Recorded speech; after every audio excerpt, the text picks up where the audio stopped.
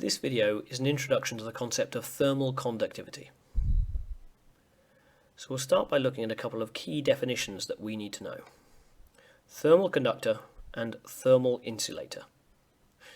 A thermal conductor is a material through which energy can be transferred by heating.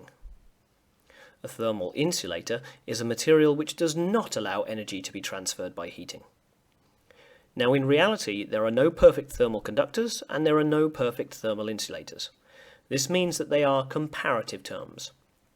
All that we can really say is one material is a better conductor than another, or one material is a better insulator than another.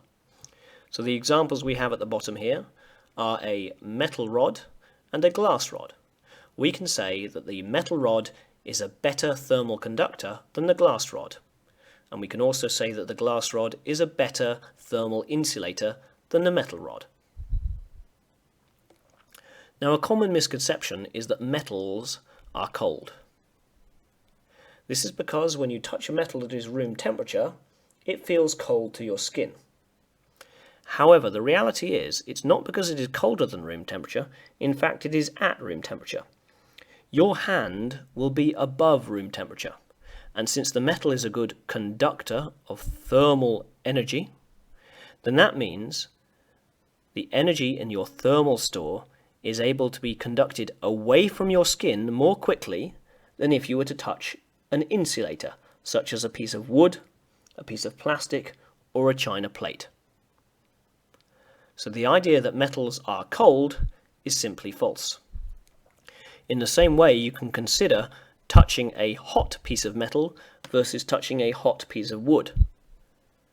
If you touch a hot piece of metal, the energy in its thermal store will be very quickly conducted to your skin, giving you quite a bad burn. Whereas if you touch an insulator, then the energy in its thermal store will not be quickly transferred to your skin. So you can try an experiment at home if you doubt this. Take 2 ice cubes, a frying pan made of metal, and a plate made of china. If you leave them for a short amount of time, you'll notice that the ice cube on the pan made of metal will melt more quickly than the ice cube on the plate made of china. The reason for this is because the metal pan is a better thermal conductor, which means the energy in its thermal store is very quickly conducted into the ice cube, increasing the energy in its thermal store and therefore melting it. Whereas in the plate, because it's an insulator made of china, then what will happen is the energy will not be conducted easily into the thermal store of the ice cube, and so it will not melt as quickly. So thermal conduction is essentially transferred by the vibration of molecules. When an object becomes hot, the atoms or molecules inside it start to vibrate. When they do so, they will collide with molecules or atoms next to them. This will pass on some of the energy.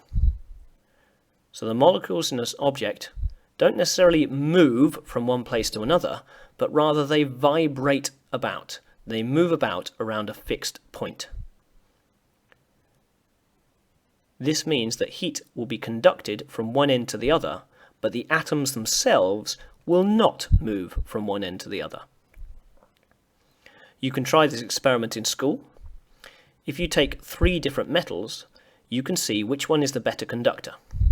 So you have 3 metal rods suspended on a tripod with a Bunsen burner heating one end. On the other end is a drawing pin held to that metal rod by Vaseline.